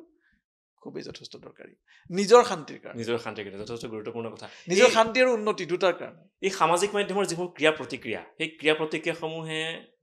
ঘৰুৱা কোঠাত স্থান লাভ কৰেনে? সামাজিক মাধ্যমত দুটা কথা আমি চলিব পাৰোঁ। সমাজখনত আমি সদায় থাকিব লাগিব। সমাজত এনেকুৱা কৰ্মৰে আমি নিজকে জনাজাত কৰিব নালাগে য'ত সামাজিকভাৱে আমি দায়বদ্ধ নহয়। আমি সামাজিক দায়বদ্ধতা আছে কাৰণে সেই দায়বদ্ধতাৰ প্ৰতিফলন আমাৰ সংসাৰতো ঘটিব, আমাৰ ঘৰুৱা পৰিৱেশতো ঘটিব। মোৰ মা দেউতাৰ ব্যৱহাৰ যেনেকুৱা হ'ব, মোৰ ব্যৱহাৰ তেনেকুৱা হ'ব। মোৰ ওচৰ চুবুৰীয়াৰ লগত মোৰ সম্পৰ্ক যেনেকুৱা হ'ব, ছ'চিয়েল মিডিয়াত মোৰ প্ৰেজেঞ্চটো তেনেকুৱা হ'ব। গতিকে তেনে ক্ষেত্ৰত কি হয়, ছ'চিয়েল মিডিয়াৰ কথা মতে যদি আপুনি গোটেই জীৱনটো চলাব লাগে, তেতিয়াহ'লে আপুনি জীয়াই থকা নথকা একে কথা। তাৰমানে আপুনি নিজৰ ডিচিশ্যনত চলিব নোৱাৰিব। গতিকে ছ'চিয়েল মিডিয়াত কি হৈ থাকে তাক হৈ থাকিব দিব লাগে, কিন্তু ছ'চিয়েল মিডিয়াৰ পৰা আপুনি অনুপ্ৰাণিত হ'ব নালাগে আৰু আপোনাৰ গোটেই জীৱনটো ছ'চিয়েল মিডিয়া হ'ব নালাগে। যেনেকৈ মই উদাহৰণস্বৰূপে ক'ব বিচাৰিছোঁ, মোৰ বহুত প্ৰাইভেট বস্তু মই সাধাৰণতে ছ'চিয়েল মিডিয়াত শ্বেয়াৰ নকৰোঁ। আজিকালিতো মোৰ নিজৰ জন্মদিনটোও মই শ্বেয়াৰ নকৰোঁ বা বেলেগ কিবা উৎসৱ প্ৰমাণো মই এতিয়া শ্বেয়াৰ নকৰোঁ। আগতে কৰিছিলোঁ, এতিয়া নকৰোঁ। এইটো কাৰণে নকৰোঁ যে কিছুমান বস্তু যিমানেই ব্যক্তিগত হৈ থাকে সিমানে আপুনি সুখী হৈ থাকিব। যিমান আপুনি ৰাতিপুৱা ভাত খালে, আজি চাহ খালোঁ, আজি চাহত আমি চেনি দিয়া নাই, আজি ঘৰত পিঠা বনাইছিলে পিঠা খালোঁ, আজি দুপৰীয়া দেউতাৰ লগত পিছফালে গৈ পেলাই কোৰ মাৰি মই এক্সাৰচাইজ কৰিলোঁ, আজি গধূলি ৰাতিত মায়ে ঘৰৰ ধুনীয়া বেঙেনা আৰু হাঁহ আৰু কোমোৰা বনাইছে। আপুনি যদি আপোনাৰ জীৱনৰ চব মুহূৰ্ত আপুনি ছ'চিয়েলতে থাকে, তেতিয়াহ'লে আপুনি কেনেকৈ সুখী হ'ব পাৰিব? তেনেকুৱা ধৰণৰ মানুহো আছে। সেনেকুৱা মানুহ নাই বুলি মই কোৱা নাই। তেখেতসকললৈ মোৰ এটা পৰামৰ্শ যে যদি সুখী হ'ব বিচাৰিছে, যিমান পাৰে ছ'চিয়েল মিডিয়াৰ পৰা নিজৰ ব্যক্তিগত জীৱন আঁতৰি ৰাখক। এটা চিধা প্ৰশ্ন, মঞ্চলৈ প্ৰত্যাৱৰ্তন কেতিয়া হ'ব সীমান্ত শেখৰৰ? মঞ্চত গীত গোৱা সেইটো এতিয়াই মোক আপোনাক ক'ব নোৱাৰিম। মোৰ অলপমান কিছুমান প্লেনিং আছে, কিছুমান কাম আছে। সেই কৰণীয় কামখিনি আগতে মই কৰি ল'ম বুলি ভাবিছোঁ। কিয়নো মই জানো যে মঞ্চলৈ যোৱাৰ লগে লগে মঞ্চৰ যিটো প্ৰস্তুতি, সেইটো এটা পূৰ্ণাংগ প্ৰস্তুতি। তাক আপুনি টেম্পৰেৰী বা ছাইড হিচাপত ধৰিব নোৱাৰে। মঞ্চত কৰাৰ লগে লগে মঞ্চত চিন্তা কৰিব লাগিব, যেতিয়া আপুনি মঞ্চত উঠি গান গাব, তেতিয়া আপোনাৰ সন্মুখত শত সহস্ৰ ৰাইজ বহি থাকিব। তেখেতসকলে এটা আশাৰে বহি থাকে যে আপুনি তেখেতক সুন্দৰ গান শুনাব, য'ত নেকি তেখেতসকলৰ সেই আশাৰ প্ৰতি আপুনি সঁহাৰি জনাই এটা সুস্থ দেহেৰে, সুস্থ চিন্তাৰে এটা সুস্থ প্ৰগ্ৰাম কৰাটো বিচাৰে। মই তেনেকৈ ভাবোঁ, মই বেলেগৰ কথা কোৱা নাই। তেনে ক্ষেত্ৰত যেতিয়া মই গম পাম যে মই সেইখিনি কৰিব পৰাকৈ মোক সম্পূৰ্ণতা আহি গৈছে, মই তেতিয়া আকৌ এবাৰ হয়তো নিজৰ অনুষ্ঠান আৰম্ভ কৰিম। চলচ্চিত্ৰৰ কথা পাতিলোঁ, সংগীতৰ কথাও পাতিলোঁ, এবাৰ ৰাজনীতি। যিটো ৰাজনৈতিক পথাৰখনত ভৰি দিছে, সকলোৰে এটা সপোন থাকে। আজি চলচ্চিত্ৰ বিত্ত উন্নয়ন নিগমৰ অধ্যক্ষ আছে, কাইলৈ বিধায়ক বা মন্ত্ৰী। এনেকুৱা পৰিকল্পনা সীমান্ত চক্ৰৰ যিহেতু 26 নিৰ্বাচন সমাগত? চাওক, মই ভাৰতীয় জনতা পাৰ্টীৰ এজন কাৰ্যকৰ্তা আৰু ভাৰতীয় জনতা পাৰ্টীৰ এক বিশাল আদৰ্শ আৰু নীতি আছে। আদৰ্শ আৰু নীতিত থাকি মই এটা বস্তু শিকিছোঁ, মই বেছি কোৱা নাই দেই এইটো কথা, আপুনি নাভাবিব যে পলিটিকেলি কথা কৈছে, মই একদম ফ্ৰেংকলি মোৰ কথা এটা কৈছোঁ। ভাৰতীয় জনতা পাৰ্টীত কেতিয়া কাৰ কি দায়িত্ব পৰে কোনেও ক'ব নোৱাৰে। যিয়ে ভাবি আছে আজি মন্ত্ৰী হ'ম, কালি ৰাতিপুৱা মন্ত্ৰিত্ব যাব পাৰে। যিয়ে ভাবি আছে অহাকালি মই MLA হ'ম, সি টিকট নাপাব পাৰে। যিয়ে ভাবি আছে যে মহাকালি কিবা কাম কৰিম, তেওঁ সেই কাম নাপাব পাৰে। গতিকে ভাৰতীয় জনতা পাৰ্টীত আপুনি যিটো দায়িত্ব পায়, সেইটো দায়িত্বই নিয়াৰিকৈ কৰিবলৈ আমাক নীতি দিয়া হৈছে। আৰু সেই নীতিতে মই আছোঁ কাৰণে, ধৰক আজি মই অধ্যক্ষ আছোঁ, কাইলৈ যদি ভাৰতীয় জনতা পাৰ্টীৰ মোক আমাৰ যিটো অটল বিহাৰী বাজপেয়ী ভৱনৰ 900 চকীদাৰৰ দায়িত্ব মোক দিয়ে, সেই দায়িত্বটো মই নিষ্ঠাৰে আৰু সম্পূৰ্ণ সততাৰে ভালকে পালন কৰিম, যাতে মোতকৈ ভাল চকীদাৰ কেতিয়াও নহয়। আপুনি বুজি পাইছেনে কথাটো? বুজি পাইছোঁ। মই ৰাজনৈতিক বক্তব্য দিয়া নাই বা বহুত এক্সেজাৰেট কৰা নাই যে ইছৰাম ই এনেকৈ ক'ব পাৰে, এইটো নহয়। মই আপোনাক যিটো ভাৰতীয় জনতা পাৰ্টীৰ নীতি হয়, মই সেইটো সম্পূৰ্ণৰূপে কৈ দিছোঁ। যিটো উদাহৰণ আছে, যিটো উদাহৰণ আপোনালোকে দেখি আহিছে যে কোন কেতিয়া সলনি হৈ যায়, কোনে কেতিয়া দায়িত্ব পাই যায়। আৰু ভাৰতীয় জনতা পাৰ্টীত আচলতে প্ৰতিটো, মই ক'ব বিচাৰোঁ, প্ৰতিটো এটা পদ নহয়, এক দায়িত্ব হিচাপে পালন কৰে সকলোৱে। কিন্তু হ'লেও সকলোৰে এটা সপোন থাকে। মই তাকে আপোনাক উনুকিয়াইছোঁ। সপোন, আপোনাৰ এটাই সপোন থাকিব লাগে মোৰ মতেদি, কিবা হোৱাৰ সপোন থাকিব নালাগে, কিবা কৰাৰ সপোন থাকিব লাগে। দুটা বেলেগ বেলেগ বস্তু। আপুনি যেতিয়া হোৱাৰ সপোন দেখিব ন, আপুনি কৰিব নোৱাৰিব। এতিয়া আপুনি এজন সাংবাদিক, আপুনি যদি ভাবে যে কাইলৈ পৰহিলে মই 5টা নিউজ চেনেল একেলগে এডিটৰ ইন চিফ হ'ব লাগে, 5টা নিউজ চেনেল, এটা নহয় 5টাৰ একেলগে, আপুনি কি ভাবিলে? আপুনি হোৱাৰ সপোন দেখিলে, আপুনি নহ'ব পাৰে। আপুনি কৰাৰ সপোন দেখক যে মই এটাই নিউজ চেনেল কৰিম, ভালকে কাম কৰিম, সেইটো হৈ যাবলৈ আছে আপোনাৰ। কিন্তু 26ত সীমান্ত, মোৰ যিটো প্ৰশ্ন আছিলে, সীমান্ত চক্ৰে টিকট বিচাৰিব নেকি? আমাৰ ইয়াত আচলতে টিকেট নিবিচাৰে। মই ভাৰতীয় জনতা পাৰ্টীৰ আপোনাৰ নীতিটো মই কৈছোঁ, ইয়াত টিকেট কোনো নিবিচাৰে। ইয়াত টিকেট নিবিচাৰে, ইয়াত টিকেট দিয়া হয়। এনেকুৱা সম্ভাৱনা আছে নেকি যে ভাৰতীয় জনতা পাৰ্টীয়ে যদি মই ভাল কাম কৰিছোঁ, যদি মাননীয় মুখ্যমন্ত্ৰী ডাঙৰীয়াই দেখিছে যে ই নিষ্ঠাৰে কাম কৰিছে, যদি ভাৰতীয় জনতা পাৰ্টীৰ সন্মানীয় সভাপতি দিলীপ শইকীয়া ডাঙৰীয়াই দেখিছে যে নিষ্ঠাৰে কাম কৰিছে, যদি ভাৰতীয় জনতা পাৰ্টীৰ প্ৰতিজন কৰ্মকৰ্তাই, প্ৰতিজন সাংগঠনিক নেতৃবৰ্গই যদি দেখিছে যে এই ল'ৰাটোক কাম কৰিলে নিষ্ঠাৰে কাম কৰিব বুলি যদি ভাবে, তেওঁ নিশ্চিতভাৱে মোক দায়িত্ব দিব। আৰু যদি তেখেতসকলে ভাবে যে ই আৰু অলপমান শিকিব লাগিব, ইয়াৰ আৰু অলপ জনাৰ প্ৰয়োজন আছে, ইয়াক আৰু অলপ সময়ৰ প্ৰয়োজন আছে, তেতিয়াহ'লে নিশ্চিতভাৱে মোক সময় দিব বা জনাৰ বাবে সুযোগ দিব বা শিকাবৰ কাৰণে মোক যথেষ্টখিনি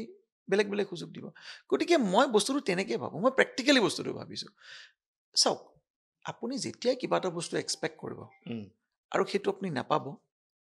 তেতিয়া আপোনাৰ মানসিক অৱস্থা দুখ লগাই নহয়, আপুনি মানসিকভাৱে ভাঙি পৰিব। আৰু মই এজন এনেকুৱা মানে বক্তৃত্বৰ অধিকাৰী হ'ব বিচাৰোঁ,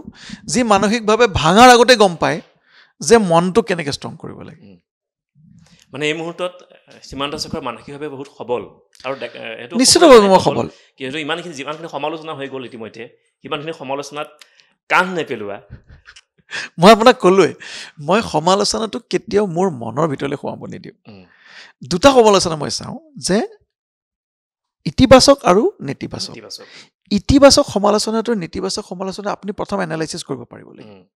যে কেতিয়াবা মোৰ ভুল হৈ গ'ল, মোৰ ভুল হোৱাৰ কাৰণে মই গালি খাইছোঁ, তেতিয়া মই ভুলটো শুধৰাই ল'লে হ'ল, যে সেই ভুলটো নেক্সট টাইম নকৰিলে হ'ল। কিন্তু যদি মই একেটা ভুলকে অকল সমালোচনা হ'বলৈ কৰি আছোঁ, তেতিয়াহ'লে মই মহামূৰ্খ, জধামূৰ্খ, নহয় জানো? তো মোৰ দৃষ্টিত এটাই বস্তু, যে ছ'চিয়েল মিডিয়াটোক মই ইমান গুৰুত্ব নিদিওঁ যে ছ'চিয়েল মিডিয়াই মোক ৰিম'ট কণ্ট্ৰল দি মোৰ জীৱনটো চলাব। মোৰ শেষৰটো প্ৰশ্ন, আমি এই প্ৰশ্নটোৰ পৰাই আমি আজি অনুষ্ঠান সামৰণি যথেষ্ট সময় তেখেতে আমাক দিলে, তাৰ বাবে মই পুনৰ এবাৰ আগতেই ধন্যবাদ জনাই লৈছোঁ। 4টা বছৰ অতিক্ৰম কৰিলে অসম ৰাজ্যিক চলচ্চিত্ৰ বিত্তীয় নিগমৰ অধ্যক্ষৰ দায়িত্ব লৈ পেলাই সমালোচনাও বহুত হ'ল, প্ৰশংসাও বহুত হ'ল, দুয়োটা দিশে পাইছে, ভাল লগা দিশ আৰু বেয়া লগা দিশ। বেয়া লগা দিশ আছিলে যে ফিল্ম মানে অৰ্গেনাইজেশ্যন এটাই আৰু যেতিয়া হয়তো মাননীয় মুখ্যমন্ত্ৰী ডাঙৰীয়া মোক মানে এই দায়িত্বটো দিছিলে, তেতিয়া কেইজনমান ব্যক্তিয়ে এখন লেটাৰ লিখিছিলে যে মোক অধ্যক্ষ দিব নালাগে, তেখেতক দিব লাগে। এজন ব্যক্তিয়ে লিখিছিলে, মই নামটো প্ৰকাশ নকৰোঁ এতিয়া। তাত বহুত কেইজন ব্যক্তিয়ে চাইন কৰিছিলে, এখন লেটাৰ লিখি দিছিলে যে মই যোগ্য নহয়, গতিকে মোক দিব নালাগে, তাৰ পৰিৱৰ্তে তেওঁক দিব লাগে, তেওঁ অসমীয়া ছবিৰ প্ৰযোজিকা হয় বা তেওঁ প্ৰযোজনাত জড়িত হৈ আছে, তেনেকুৱা লেটাৰ এখন দিছিলে। সেইটো মোৰ বেয়া সময় আছিলে আৰু মোৰ ভাল সময় আছিলে। তাত যিসকল ব্যক্তিয়ে চাইন কৰিছিলে প্ৰতিজন ব্যক্তিৰ কাৰণে মই কাম কৰিছিলোঁ। ইনফেক্ট সেই প্ৰযোজিকাজনীৰ কাৰণে মই কাম কৰিছিলোঁ। আৰু তাৰপিছত তেখেতসকলে মোক আহি পেলাই এটা কথা কৈছিলে যে আমি যিটো ধাৰণাৰ ভাবিছিলোঁ যে তুমি কামখিনি কৰিব নোৱাৰিবা বুলি ভাবিছিলোঁ, আমি এতিয়া ভাবোঁ যে তুমি কাম কৰিব পাৰিবা, তুমি শিকিছা, তুমি আগলৈ যাবলৈ তোমাৰ হাতত সেই সক্ষমতাটো আছে। সেই সময়টো মোৰ আটাইতকৈ ভাল লগা সময়, কাৰণ যেতিয়া আপোনাক কোনোবাই সমালোচনা কৰিব আৰু সমালোচনা কৰা মানুহজনে যেতিয়া আপোনাক এদিন প্ৰশংসা কৰিবলৈ বাধ্য হ'ব বা আপুনি তেখেতৰ হৈ কাম কৰিব য'ত আপোনাক তেখেতে প্ৰশংসা কৰে, সেইটোতকৈ সুখৰ মুহূৰ্ত হয়তো মোৰ নাছিলে। একদম সৰু এটা প্ৰশ্ন, শেষৰ প্ৰশ্ন। এতিয়া যদি সীমান্ত শেখৰক সোধা হয় যে সীমান্ত শেখৰ আচলতে কি হয়, নিজে ৰাজনীতিক, সংগীত শিল্পী নে অসম ৰাজ্যিক চলচ্চিত্ৰ বিত্তীয় নিগমৰ অধ্যক্ষ, আপুনি কি হিচাপে চিনাকি দি ভাল পাব নিজকে? প্ৰথমতেতো মই এজন ভাল পুত্ৰ হ'ব বিচাৰোঁ, মোৰ মা দেউতাৰ এজন ভাল স্বামী হ'ব বিচাৰোঁ আৰু এজন ভাল বাপেক। এই তিনিটা মই প্ৰথম। আৰু তাৰপিছতে মই এজন ভাল বন্ধুসকলৰ কাৰণে, আৰু যিসকল ব্যক্তিয়ে মোক আশীৰ্বাদ কৰিছে তেখেতসকলৰ কাৰণে এজন ভাল ব্যক্তি। এইকেইটা পন্থাৰে যদি মই যাওঁ তেতিয়াহ'লে নিশ্চিতভাৱে মই এজন ভাল অধ্যক্ষ হ'ব পাৰিম, এজন ভাল সংগীত কৰ্মীও হ'ব পাৰিম, ৰাইজে যদি উপমা দিয়ে পিছলৈ শিল্পীও হ'ব পাৰিম, আৰু যদি ৰাইজে সুযোগ দিয়ে ৰাজনীতিকো হ'ব পাৰিম। ধন্যবাদ জনাইছোঁ প্ৰিয় দৰ্শক। আছিল সীমান্ত শেখৰ, যথেষ্ট সময় আমাক দিলে, ব্যস্ত চিডিউল, তাৰ মাজতে আমাৰ অনুৰোধ ৰক্ষা কৰি ইমান সময় দিয়াৰ কাৰণে আমি পুনৰবাৰ ধন্যবাদ জনাইছোঁ। আশা কৰিছোঁ সীমান্ত শেখৰে যিখিনি বক্তব্য ৰাখিলে, বিশেষকৈ চলচ্চিত্ৰ উদ্যোগটোক লৈ পেলাই, উদ্যোগ হোৱা নাই, হোৱাৰ পথত চলচ্চিত্ৰ জগতখনক লৈ পেলাই যিখিনি কথা ক'লে, বক্তব্য ৰাখিলে, আমি আশা কৰিম চলচ্চিত্ৰ জগতৰ লগত যিসকল লোক প্ৰত্যক্ষভাৱে হওক বা পৰোক্ষভাৱে জড়িত হৈ আছে তেওঁলোক যথেষ্টভাৱে উপকৃত হ'ব। মই পুনৰবাৰ ধন্যবাদ জনাইছোঁ আৰু আশা কৰিম আমাৰ অনুষ্ঠানটো দৰ্শকসকলে খুবেই ভাল পাব। আৰু আমাৰ পৰৱৰ্তী যিসমূহ অনুষ্ঠান আছে সেই অনুষ্ঠানসমূহ চাই থাকিবৰ কাৰণে চাই থাকক দ্য নিউজ প্লাছ। যিকোনো খবৰৰ বাবে যোগাযোগ কৰক 7099017330 লগতে 7099017110 নম্বৰত।